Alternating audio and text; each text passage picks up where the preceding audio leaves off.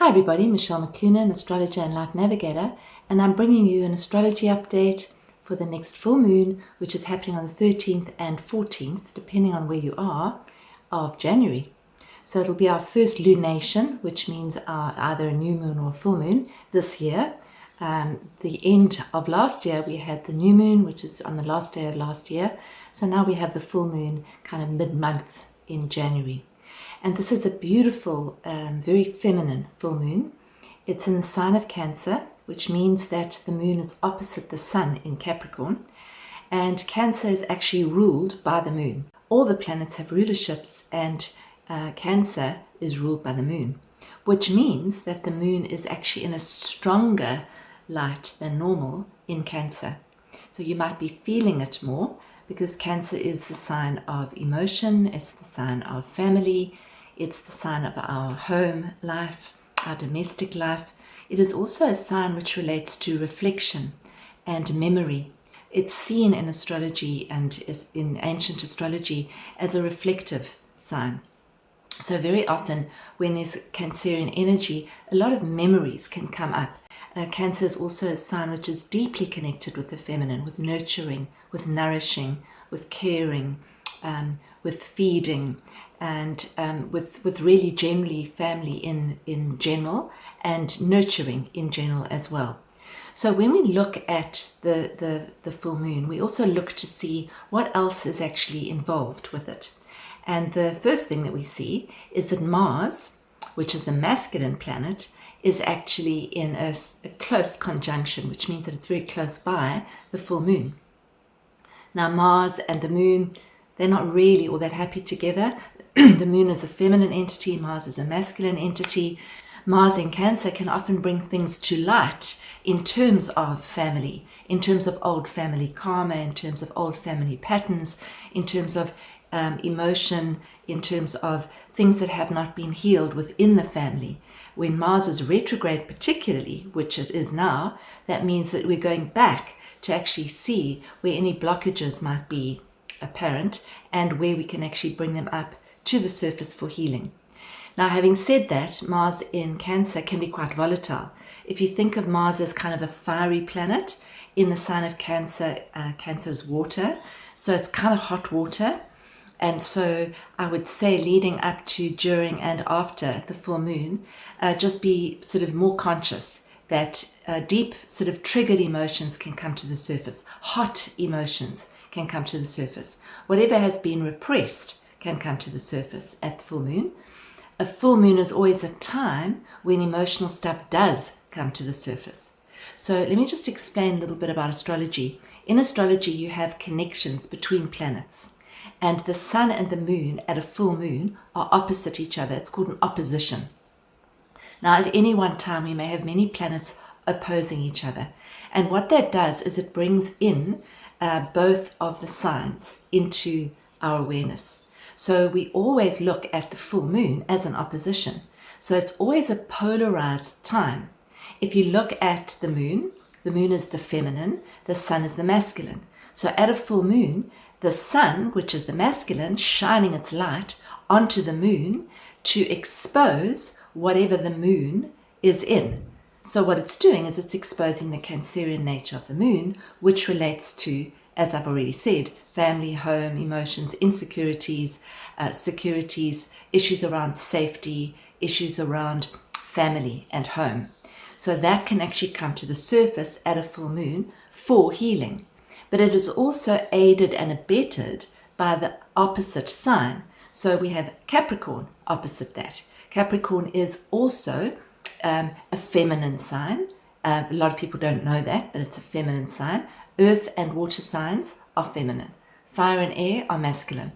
So Capricorn's a feminine sign, but it's about structure. It's about maturity. So what we can say at a Cancerian full moon is bringing maturity to your emotions, not being emotionally triggered. Sort of if you're feeling something, actually processing it through you, feeling it. That's what Cancer wants. Cancer wants to feel the feelings, not necessarily talk about them, not necessarily understand them, because you can't understand feelings. It's almost impossible. It's like trying to understand a forest. It's feminine. They change all the time. And that's why the feminine is so different from the masculine, because masculine energy is straight, direct, ordered, and feminine is not. Feminine is organic. It's all over the place. It's got connections to everything. It's the intuitive side of us, our feminine side. So Cancer full moon is very feminine and very sensitive. So you might be feeling that. You would be feeling this full moon even more if you have your sun, for example, your moon, or your ascendant, particularly in the signs of Cancer, Capricorn, Libra, or Aries. Because if you've got them in Cancer and Capricorn, obviously that will be triggered by the full moon. And if you've got anything in Aries and Libra, it would be possibly at a square to those planets. So that's what we look at when we look at a chart and we do readings specifically for a person. But this is really more of a general reading for all of us to see how it's actually playing out for us. So there is the Mars issue. Mars will be basically going retrograde for many months, many more months than it normally does. So it will be revisiting these themes of family, home, security, etc. for many months to come, as it goes right back in its Cancerian cycle, and then in April, mid-April, it eventually moves forward again into the sign of Leo. After which it'll actually oppose Pluto, which is at the beginning degrees of Aquarius, so it'll be opposite that. So that will be another opposition, but we'll talk about that when the time comes. So at the moment, what else is coming up? Well, to sort of help us out with this, I see this, is that we also have what we call a trine, which is a favorable aspect, which is kind of a flowing aspect, and it actually helps whatever it's touching to Neptune. So the full moon is actually in this beautiful trine to Neptune, and being in a trine to Neptune helps us to connect to the higher elements of Cancer. So what is that? It helps us to nurture ourselves more. It helps to open to our intuitive knowing, our feminine knowing, that part of us that doesn't think with the mind, but that feels the way into a situation so that we can actually allow it to unfold without force. So that is what the Neptune connection is doing. Right next to Neptune, right now, we also have the North Node. Now, the North Node is part of two things. You have the South Node and the North Node. They are always opposite each other. They're called the nodes of the moon, and they're also called the nodes of destiny or the nodes of fate. So what we have at the full moon, in fact, just the day before the full moon, the nodes are actually moving into a new signs. The North Node, which is the node of destiny, is moving into the sign of Pisces, and the South Node, which is always going to be opposite it, is moving into the sign of Virgo. So feminine, again, there's this feminine energy. And both of those are going to be in a very close alignment with Neptune. So what that does is it's actually allowing us this whole sequence and the nodes moving into a different sign, into the sign of Pisces. This is not a short-term thing. This happens only once every 18 years that the nodes move through this particular sign, these particular signs. And so this would relate back to 2006 to 2007. I think it's June 2006 to December 2007. So whatever was happening for you then, this could be another spiral of evolution, of awakening, of awareness for you in terms of your destiny, in terms of what you're actually doing out in the world. Now, having said that, so that's true for all of us. And as I said, in a connection with Neptune, it's very, very, very sensitized, very intuitive. It feels to me like there's a door opening here for us to really connect at a deeper level than we have been to our spirit, to that connection, to the intuitive knowing. I really feel that to be very strong. So these nodes are actually going to be in the sign of Pisces and Virgo for the next 18 months. This will play out even more if you have anything personally, if you have anything in the mutable signs, any of the main planets and positions in your chart in the mutable signs. So the mutable signs, as we've said, Pisces, Virgo, Gemini, and Sagittarius. So this will play out depending on what degree your planets are. This will actually have an impact in that area of your chart. So you can kind of start to see how this works on the collective and also how it works in our individual lives. So these nodes moving signs are very connected with this full moon because they're actually connected in a beautiful trine. So it feels to me that we're having an upgrade, that there is a sort of a new awareness of our new soul assignments, agreements, contracts, our area of growth that's going to be unfolding over the next 18 months. We're definitely more collectively focused from now onwards in terms of the spiritual side, the intuitive side, and that which is connected to all that is. So if we go into what Pisces represents and what its opposition represents, then that will actually help you to process this even further. So if we look at the South Node, which is in Virgo, Virgo is very much, it's also a feminine sign. It's a similar, but not the same energy as the full moon in terms of the dynamics, because Virgo is the sign, it's also an earth sign, it's also a feminine sign, but it's a lot more structured. It likes, Virgo likes perfection, likes to do things properly, likes to have a plan. It can be very sort of demanding in terms of getting things right. There can be a lot of anxiety associated with Virgo, a lot of analysis, a lot of strategy. It's the sign that's ruled by Mercury, which is the sign of the mind. So when you have something in Virgo, which is the South Node is what we are moving kind of, so not moving away from, but we're putting the attention more on the North Node. So what we're doing is, this is giving us an opportunity to see what our past patterns are in terms of the Virgo side. So where do we over worry? Where do we overthink? Where do we overstress? Where do we carry guilt? Where do we carry over perfection, for example? So those are questions that we're going to be using and working with over the next 18 months. And the process of the North Node in Pisces is to surrender more to the oneness. Pisces is a water sign. It's the ocean of oneness. So what it's saying is, over the next 18 months, this is not just the full moon, we are starting to actually become much more aware of our interconnection. And that brings me to this whole opposition and the masculine and feminine, and how we actually relate to both. We are both, all of us, whether we're male or female in the body, we are all the same. We all have both. In the spirit world, there is no polarity. We are one. We are all connected to everything. When we incarnate, though, we incarnate as male, female, dark, light, this, that. There's a polarity. This is the world. The earth is a polarized place. There's polarities. There's dark, there's night, there's light, there's good and evil. There's all sorts of oppositions in this world. But when you look at the spirit world, there are no divisions, there are no boundaries, there is no difference between anything. You and me, we're the same on the spirit level. This move of the nodes into Pisces and Virgo is helping us to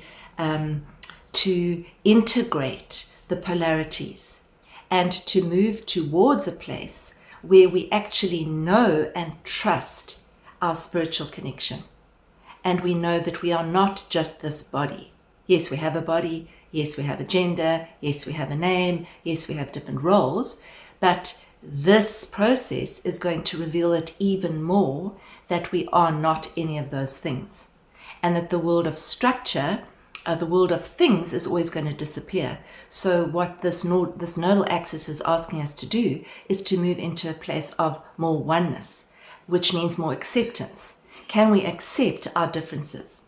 Can we actually look at someone who might be a trigger and say, yes, they're different from me. They have a different opinion to me. But does that mean I have to change them? Does that mean I have to fix them? No. I can just accept that they are different. They have a different opinion. So I think that is what we're going to be moving into, embracing the dark, embracing the light in the polarized field, and know that we are not neither. we're all that is. So when we come into that state of allowing and acceptance and appreciation, we're in a state of love. And that is what we're actually moving into more and more as this year goes by. This is going to be our foundation for this full moon and for the year ahead, because there's a lot of change and it's fast moving change.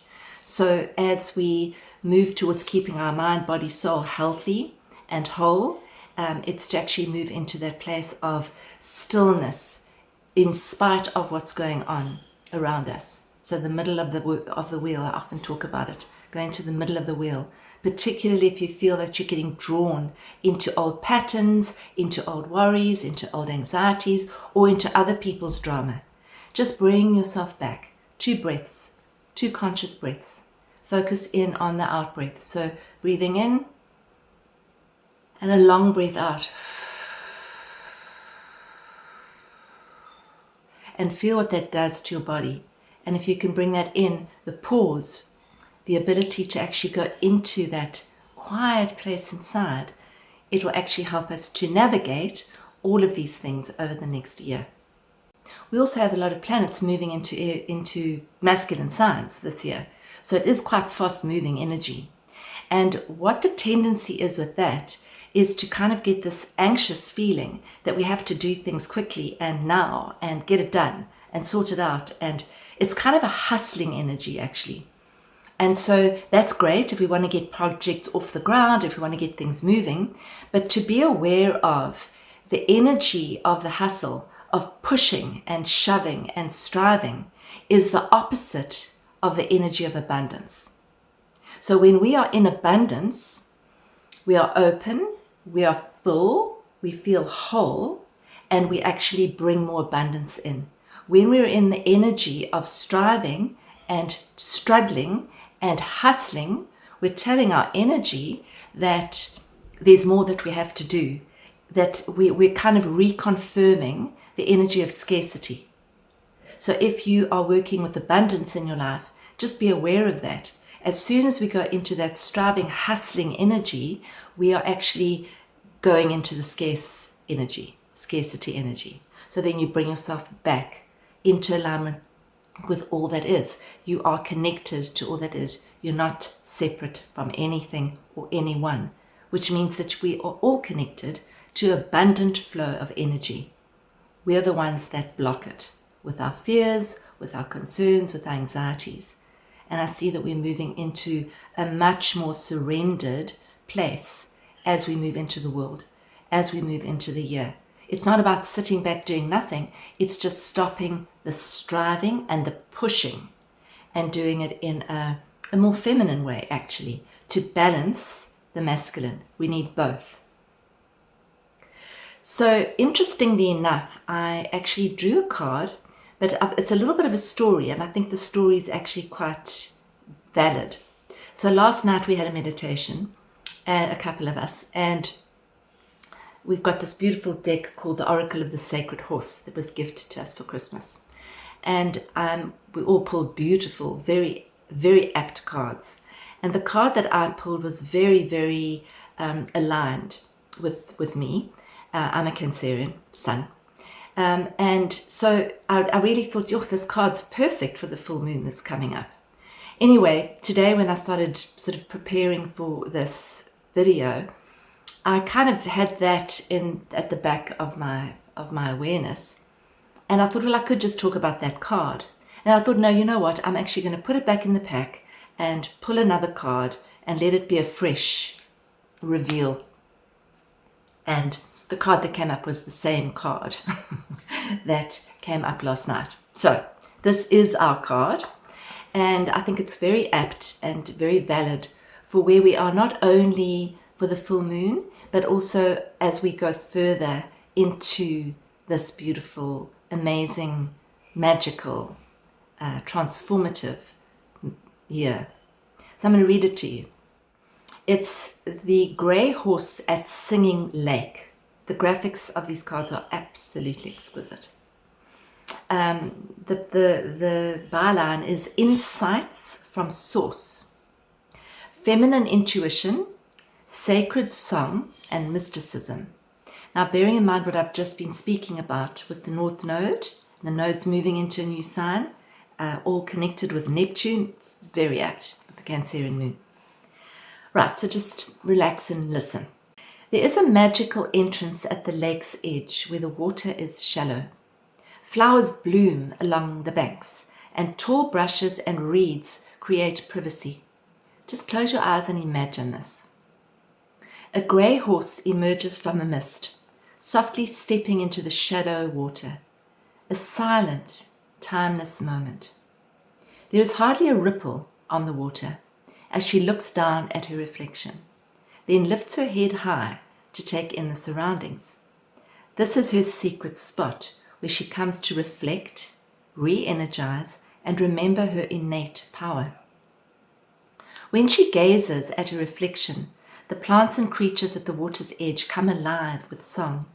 There is a pulsing hum, a vibration that she finds here and nowhere else.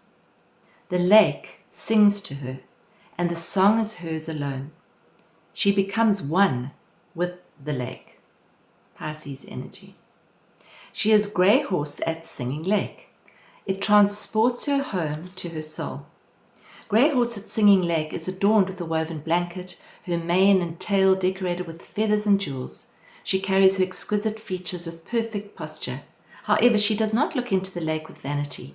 Although her adornments are a form of honor, she knows her true self and beauty lie deep inside.